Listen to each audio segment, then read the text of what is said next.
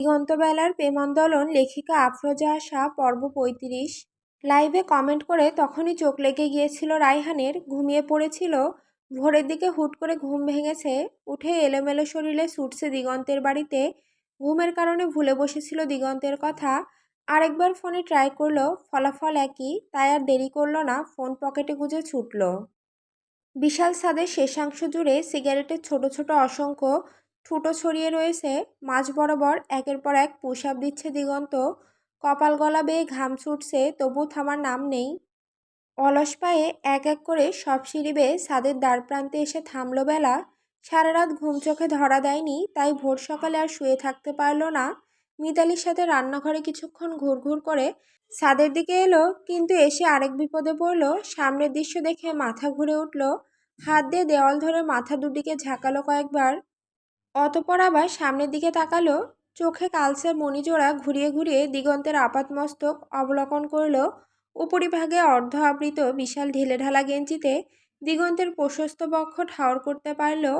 ফোলাফাফা মাংসল পেশি আর হাফ ধরে যাওয়ার দরুণ গলার মাঝের ফুলো অংশটুকু অনবরত ওঠানামা দেখে আরেক চোট মাথা ঘুরল বেলার। পড়তে পড়তে সামলালো নিজেকে। অদ্ভুত অস্থিরতায় উপলব্ধি করল নিজের মাঝে। গাল ফুলিয়ে শ্বাস টানল। নিচ থেকে কারো পায়ের আওয়াজ কানে ঠেকল, হয়তো সিঁড়ি ভেঙে উপরে আসছে। চট করে মাথা হেলিয়ে নিচের দিকে তাকালো।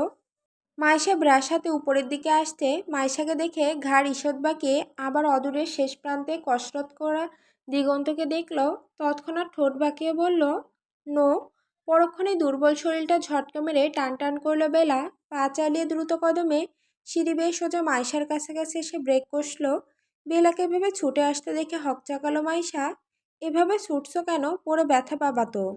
বেলা ঝটপট গলায় বলল, আপু একটু বাগানের দিকে যাও না। দ্বিতীয় সারির লেবু গাছটাতে দুটো পাকা লেবু দেখলাম। আমার কি যে লোভ লেগেছে ওগুলোর ওপর, এনে দাও না গো। মাইশা অল্প বিস্তর হাসল। আচ্ছা চলো, আমি পেরে দিচ্ছি। বেলা না ভঙ্গিতে মাথা নাড়িয়ে বলল, আমি যাব না। এত সিঁড়ি বেয়ে ওঠানামা করতে করতে কোমর ভেঙে যাবে। একটু ছাদে থাকি কিছুক্ষণ, দিশা আপুর ফুলগুলো দেখি, তুমি ততক্ষণে নিয়ে আসো। মাইশা রাজি হলো বেলার কথায়। ঘুরে আবার নিচে নেমে বাগানের দিকে পা বাড়ালো। মাইশাকে চলে যেতে দেখে বিজয়ের হাসি হাসল বেলা। নিজের চালাকিতে নিজেই বাহবা দিল। দিন দিন বেশ চালাক হচ্ছে। অহমিকায় ফুলে ফেঁপে উঠল ভেতরে। আবারও ধূপধাপ পা ফেলে সোজা চলে এলো দিগন্তের কাছাকাছি। চোখ সরু করে আওড়ালো, মেঝেতে এত জোরে জোরে মাথা ঠুকছেন কেন দিগন্ত ভাই? যদিও দিগন্ত পুশ-আপ দিচ্ছে, কিন্তু বেলার কাছে দেখতে লাগছে ও ঠুসঠাস করে মেঝেতে কপাল ঠুকছে। বেলার কথা শুনেও শুনল না দিগন্ত। বিক্ষিপ্ত মেজাজ নিয়ে পুশ-আপ দিতে দিতে বলল, চলে যা এখন। সরু চোখ জোড়া আরও খানিকটা সরু হলো। চলে যাবে মানে? এলোই তো মাত্র। অপমানিত হলো বেলা। মাথার মধ্যে জেদ চাপল, যাব না। চলে যেতে বলেছি। বললাম তো যাব না। বেয়াদবি করবি না বেলা, একা ছাড় আমাকে। বেলার জেদ যেন তরতর করে বাড়ল। দাঁত কিটমিয়ে বলল, যাব না মানে যাব না। দিগন্তের হাত থামলো। ঘাড় বাঁকিয়ে বেলার দিকে তাকালো। চোখ গরম করে বলল, মুখের ওপর কথা বলছিস? অসভ্য মেয়ে, ভয় নেই জানে? বেলাও সোজা উত্তর দিল, ভয় লাগে না, ভালো লাগে। বেশি সাহস দেখাচ্ছিস? কিছুটা তেজি গলায় বলল বেলা, দেখাচ্ছি। বলেই দিগন্তের সামনে এসে ওর গেঞ্জির হাতা টেনে নামানোর চেষ্টা করলো। বেলার কাজ দেখে মুখ থেকে চুই শব্দ বের করলো দিগন্ত।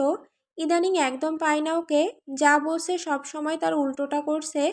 আবার জেদ দেখিয়ে মুখের ওপর জবাব দিচ্ছে। পুশ-আপ ছেড়ে মেঝেতেই বসলো দিগন্ত। বেলা ওর দিকে ঝুঁকে গেঞ্জির হাতা ধরে টানাটানি করছে এখনো। খানিকটা ধমকে উঠল দিগন্ত, এই সর। বেলাও দিগন্তের মতো করে খিচিয়ে বলল, চুপ করেন। অভদ্রতা দেখে দাঁতে দাঁত পিষল দিগন্ত। রাশভারী গলায় ডাকল, বেলা। পাত্তা নেই বেলার। হাত টেনে ধরে দিগন্তের চোখে চোখ রেখে রাগী গলায় বলল, আপনার কি জামা কাপড়ের অভাব? এত ছোটোখাটো জামা কেন পরবেন? এই বাড়িতে না অন্য একজন আছে? আপনি আপনার ফোলা ফোলা হাত ওকে দেখান। বলতে বলতেই চোখ জোড়া ছাপিয়ে এলো বেলার। নিঃশ্বাস ভারী হলো। নাকের ডগা ফুলে উঠল। ভুরুজোড়া বেঁকে গিয়েছে কিছুটা। গালদয় হালকা লালাভাব হয়েছে। বেলার এহেন মুখশ্রী দিগন্তের তপ্ত মেজাজ কিছুটা শান্ত করতে সক্ষম হলো। এক আঙুল তুলে বেলার কপালে ঠেকিয়ে রুক্ষ স্বরে বলল, কথায় কথায় চোখে পানি আসে কেন? বলেছি না আমার সামনে এসে কাঁদবি না। চরম বেয়াদব তুই। চোখ থেকে যদি পানি বেরিয়েছে কানের নিচে পড়বে এখন। বেলা নাক টেনে ধীর গলায় জবাব দিল, একবার থাপ্পড় খেয়েছিলাম তো 2 দিন পর ব্যথা সেরেছিল। এখন মারলে মারবেন, আবার 2 দিন পর সেরে যাবে? বেলার মাত্রাতিরিক্ত সাহস দেখে তাজ্জব হলো দিগন্ত। জ্বলন্ত দৃষ্টি ছুড়ে বলল, মুখের ওপরে জবাব দিচ্ছিস অসভ্য? এই তোর বাপের কেরামতি? খুব তো অহংকার নিয়ে ঘোরে, এসব শেখাচ্ছে? হুট করে আব্বুকে টানায় বিরক্ত হলো বেলা, বাঁকানো ভ্রুজোড়া কুঁচকে নিল, নাকের কাছে কতক ভাঁজ পড়ল তাতে। দিগন্তের হাতাটা এখনো হাতের মুঠোয়, সেটাতে একটা জোরালো টান দিল। পরপরই হিসিয়ে বলল, ফুল হাতা শার্ট পরবেন সব সময়, আমি যেমন ফুল হাতা জামা পরি আপনিও তেমন ফুল হাতা জামা পরবেন। তোর সাথে আমার কি? তোর সাথে আমার কি? কথাটা শুনে একটু থমকালো বেলা, ছটফটে ভাব কমিয়ে প্রগাঢ় ভাঁজ ফেলে কুঁচকে রাখা ভ্রুজোড়া শিথিল করল। চোখে এখনো টলমলে ভাব, সেভাবেই দিগন্তের নেত্রপানে গভীর মায়াবী এক সরল দৃষ্টিতে চাইল। জেদি ভাব সেরে নরম স্বরে আওড়ালো, জানি না। বেলার সম্মোহিত চাহনিতে আটকালো দিগন্ত, স্বভাবসুলভ গাম্ভীর্যতা ছেড়ে দৃষ্টি বেলাতে নিবদ্ধ রেখে শান্ত গলায় বলল, জানিস না তো তাহলে এত জোর খাটাচ্ছিস কেন? পরিবর্তন নেই বেলার, পূর্বভঙ্গিতে থেকে জবাব দিল, আমি জোর খাটাই না তো, মনে যা আসছে তাই করছি। কি আসছে মনে? শুকনো ঢোক চাপল বেলা, জড়তাহীন সহজ গলায় উত্তর করল, বললাম না কয়েকবার আপনাকে ভালো লাগে।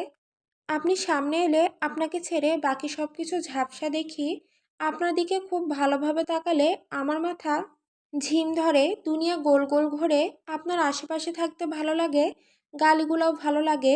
একটু ভয় লাগে না আপনাকে দেখতে যদি আমার এত ভালো লাগে, অন্যদেরও নিশ্চয় ভালো লাগবে। এটা ভাবলেই কেমন যেন হিংসা হয় অনেক, ভেতরে জেদ আসে, রাগ আসে, কাঁদতে ইচ্ছে হয় খুব করে। আবার আপনার সাথে কথা বলতে ভালো লাগে, আপনার কণ্ঠস্বর ভালো লাগে, আপনার মুখশ্রী দেখতে ভালো লাগে, আপনার গলার ওই উঁচু জায়গাটাও ভালো লাগে। সব কিছুই ভালো লাগে, পুরো আপনিটাকেই ভালো লাগে, খুব বেশি ভালো লাগে। বেলার লম্বা কথা মন দিয়ে শুনল দিগন্ত। দুজনেই মুখোমুখি বসে আছে, দৃষ্টি একে অপরের দিকে। নিজেদের মাঝে দূরত্বটুকু কিঞ্চিত কমিয়ে বেলার কাছাকাছি এলো, এক হাত উঠিয়ে চুলের নিচ গড়িয়ে পুরোটা হাতটা গলিয়ে দিল ঘাড়ের দিকে। ঘাড় বেয়ে ঘুরিয়ে নিয়ে মাথা উঁচু করে ধরল। দুজনের মাঝে দূরত্ব খুব বেশি নয়, দিগন্তের উষ্ণ নিঃশ্বাসের উপলব্ধি হতে জমে গেল বেলা, অনুভূতির তাড়নে দম আটকে এলো। দিগন্ত বেলার ঘাড় মাথা নিজের দাবাং হাতের মাঝে চেপে ধরে নিগূঢ়ভাবে বলল, নাদান কোথাকার মেয়ে মানুষ তুই, কথাগুলো বলার সময় তোর চোখ মুখ বেয়ে লাজুকতা উপচে পড়বে, কিন্তু লাজ লজ্জার বিন্দুমাত্র লেশ নাই তোর মধ্যে। সব কিছুতেই বেয়াদবি, এরকম বেয়াদব মেয়েকে আমার ভালো লাগে না। ঈষৎ কেঁপে উঠল বেলার শরীর, দিগন্তের এত কাছে এসে কথা বলায় শরীরের লোমকূপ দাঁড়িয়ে গেল। কাঁপা কাঁপা গলায় জিজ্ঞেস করল, বাবা ভালো লাগে বলতে গেলে লজ্জা পেতে হয়? হুম। আচ্ছা। কি? পরের বার থেকে লজ্জা পাবো তাহলে আপনারও ভালো লাগবে আমাকে। দিগন্তের সরু চোখে বলল, ভালো লাগবে না। বেলার চোখ ছাপিয়ে এলো আবারও, জোরালো গলায় বলল, লাগবে। দিগন্তের ভাবাবেগ নেই, লাগবে না। কিরমিরিয়ে উঠল বেলা, চোখ মুখ লাল হয়ে গেল, সেকেন্ডের মাঝে টুপটুপ করে গড়িয়ে পড়ল অশ্রুকণা। দাঁতে দাঁত পিষে ফোপাতে ফোপাতে জেদি গলায় বলল, লাগবে লাগবে লাগবে, আপনার আমাকে ভালো লাগতেই হবে। বেলার এহেন জোর জুলুমে আপনা আপনি অধর প্রসারিত হলো দিগন্তের। হুট করে শব্দহীন হাসল কিছুটা। দিগন্তের হাসি দেখে বেলার কান্না থেমে গিয়েছে। রাগ জেদ অভিমান উধাও হয়ে চোখে মুখে নেমেছে একরাশ মুগ্ধতা। মোহনীয় দৃষ্টি হাস্যরত দিগন্তকে দেখছে সে। বেলার মুখের দিকে কিছুক্ষণ তাকিয়ে থাকলো দিগন্ত। এক সময় বেলার ঘাড় ছেড়ে ওকে একটু দূরে সরিয়ে দিল। এখন ভালো লাগছে, যা এখান থেকে। তোকে না বলেছি আমার আশেপাশে আসবি না? তোর বাপ আমাকে বলে দূরে থাকতে, আমি এক কথার মানুষ, দূরেই থাকি। তুই বারবার কথার অমান্য করিস, বেয়াদব। বেলা এত কিছু শুনল কিনা বোঝা গেল না, কেবল ভ্যাবলার মতো তাকিয়েই আছে। দিগন্ত যে ওকে ছেড়ে দিয়েছে সেটাও হয়তো টের পায়নি এখনো। কান ভারী হয়ে এসেছে ওর। দিগন্ত হাসি থামালেও বেলার মনে সেটার প্রতিচ্ছবি গেঁথে গিয়েছে। চোখের সামনে সেই দৃশ্যই ভাসছে শুধু। দুনিয়া দুলছে নাকি বেলার মাথা ঘুরছে সেটা উপলব্ধি করতে পারছে না বেলা। শরীর ক্রমশ অসাড় হয়ে আসছে। বেলাকে টলতে দেখে থমকালো দিগন্ত, কিন্তু তা কাজে দিল না। ততক্ষণে শরীর ছেড়ে দিয়েছে বেলা। মেঝেতে জোরে মাথা বাড়ি লাগার আগ মুহূর্তে দিগন্ত ধরে ফেলল ওকে। গাছ থেকে লেবু দুটো পেড়ে নিয়ে ভেতরের দিকে হাঁটা ধরল মাইশা। ভোর সকালের কারণে হালকা ঠান্ডা ভাব রয়েছে প্রকৃতি জুড়ে। ঘাসগুলোতে শিশির বিন্দু জমে পিচ্ছিল হয়ে আছে। কিছুটা হেঁটে যেতেই পা স্লিপ করল ওর, সামলাতে চেয়েও পারল না। লেবু দুটো হাত থেকে উপচে পড়ে গেল।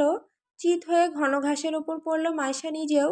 খোপা করে রাখা লম্বা কেশগুচ্ছ খুলে মুখের সামনে ছড়িয়ে গেল।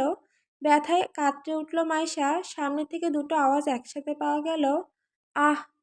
নাকে হাত চেপে চোখ বন্ধ করে আসা রায়হান মাত্র দিগন্তদের বাড়ির গেট পেরিয়ে ভেতরে এসেছে। কোথা থেকে একটা ভারী জিনিস এসে ওর নাকে আছড়ে পড়ল। নাকটা হয়তো ভেঙে গিয়েছে। নাকে হাত ঘষতে ঘষতে চোখ মেলে তাকালো দেখার জন্য। তৎক্ষণাৎ চমকালো ও। চোখ জোড়া বড় হয়ে এলো। সামনে পড়ে থাকা মেয়েটাকে হুবহু সেদিনের অজ্ঞানরত মেয়েটার মতো লাগছে। ঠিক এভাবেই চুলের আড়ালে মুখ লুকে রায়হানের কোলে পড়েছিল মেয়েটা। পরিধেয় বস্ত্রটাও একই। ব্যাকুল হয়ে সেদিকে এগিয়ে গেল রায়হান। মাথার কাছে আলগোছে বসে হাত বাড়িয়ে মুখের সামনে থেকে কিছুটা চুল সরিয়ে দিল। ভেসে এলো চোখে বুজে রাখা ব্যথাতুর এক সুন্দর রমণীর মুখশ্রী। চেনে রায়হান? হ্যাঁ, চেনে মেয়েটাকে, দেখেছে কয়দিন আগেই। এদিকে কোমরে বেশ আঘাত পেয়েছে মাইশা। ব্যথায় টনটন করছে কোমর। ডান পাটাও কেমন অবশ হয়ে গিয়েছে। ব্যথার কারণে গলা দিয়ে আওয়াজও আসছে না। হালকা নড়ানড়ি করার চেষ্টা করলো, তাতেই ব্যর্থ। মুখের ওপর কারো হাতের উপস্থিতি টের পেয়ে পানি ভর্তি নয়ন টেনে খুলল মাইশা। রায়হানকে দেখতে পেয়ে লজ্জা পেল আকস্মাৎ। লোকটার সামনে পড়েছে ভেবে অস্বস্তিতে আবারও চোখ বুজল। ব্যথায় লজ্জায় নিঃশ্বাস টানতেও কষ্ট হচ্ছে ওর। মাইশা ক্ষণকাল দেখল রায়হান। ও বোকা নয়, ওর চতুর মস্তিষ্ক দিগন্তের কথার রেশ আর মাইশার সাথে সব সমীকরণ মেলাতে ব্যস্ত হয়ে পড়ল। যদিও পুরোপুরি শিওর হতে পারল না, কিন্তু যা আঁচ করেছে তা ভুল সেটাও মানতে নারাজ ওর মন। গলা ছেড়ে বলল, ব্যথা পেয়েছো খুব? মাইশা উত্তর দিতে পারল না, সেভাবেই গাঁট বেঁধে পড়ে রইল। রায়হান বুঝল হয়তো মাইশার মনোভাব। কিছু না বলে ভেতরের দিকে চলে গেল। সদর দরজার সামনে আসতেই দিশা আর বৃষ্টিকে পেল। রায়হান ওদের মাইশার কথা জানালো। শুনে তড়িঘড়ি করে বাগানের দিকে গেল দুজনে। কাঁদছে আর মায়ের শরীরে ঝাঁকিয়ে বারবার ডাকছে প্রত্যাশা। মনার হুঁশ নেই। জ্বরের ঘোরে জ্ঞান হারিয়েছে হয়তো। ঘুম ভাঙার পর থেকে মনাকে একনাগাড়ে ডেকেই চলেছে প্রত্যাশা। এত ডাকার পরও উঠতে না দেখে ভয় পেয়েছে অনেক। বালিশের পাশে পড়ে থাকা ফোনটা ছোট দু হাতের মাঝে তুলে নিল। কল লিস্টের প্রথমে জল করছে সেভ করা একটি নাম্বার। ছোট্ট প্রত্যাশা পড়তে পারে না এখনো, তবে পাশের ছবিটা চেনে। ফোন চালাতে পটু না হলেও মায়ের দেখে দেখে কিছুটা আয়ত্ত হয়েছে। কল চিহ্নে চাপ দিয়ে ফোন দিল নাম্বারে। এটা ওর পাপার নাম্বার। কয়েকবার রিং বাজতেই অপর পাশ হতে ফোন রিসিভ হলো। ভেসে এলো আধবয়স্ক পুরুষালী আওয়াজ, কিছু লাগবে? বাবার আওয়াজ ভেসে ঠোঁট ভেঙে কেঁদে উঠল প্রত্যাশা। ফোলা গালদয় লাল হয়ে গিয়েছে। আটকা আটকা গলায় বলল, মামা উঠছে না, ভয় পেয়েছি পাপা। মেয়ের কান্নারত আওয়াজ শুনে শোয়া থেকে উঠে বসল জুনায়েদ। ফোন কানে চেপে মেয়ের সাথে কথা বলল কিছুক্ষণ। মিষ্টি বলি আওড়ে প্রত্যাশাকে বোঝাতে সক্ষম হলো এক পর্যায়ে। ফোন কাটলো না। প্রত্যাশার সাথে কথা বলতে বলতে তৈরি হয়ে বাইরের দিকে ছুটল।